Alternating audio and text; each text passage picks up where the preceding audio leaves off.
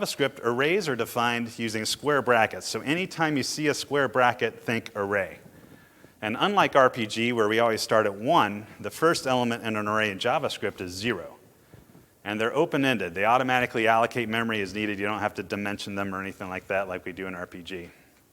So if I say var value equals hard brackets, I'm basically telling you this is an empty array, no values in it yet. I could assign it values using commas. And then if I want to reference it, I can just put the element starting at 0 inside square brackets, and it'll return the value. So value 1 would return second. If I want to throw a fourth value on there, I can say value 3 equals fourth, and so on. So there's lots of cool tricks you can do with arrays in JavaScript. Just like other languages like PHP, sometimes you'll hear people say how cool their arrays are, and I wish we had some of this functionality in RPG.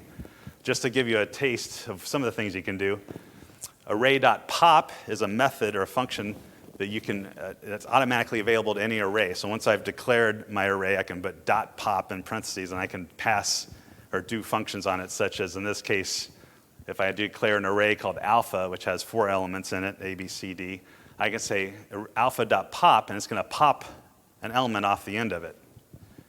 And then the result of that is I now have just ABC. So that takes several lines of code to do that in RPG. I can just do it interactively with JavaScript. Array.shift will shift out an element from the start.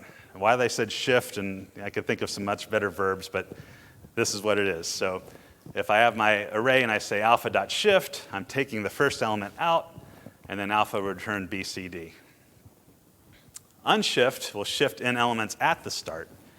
So if I have ABCD and I say alpha.unshift and I pass it X,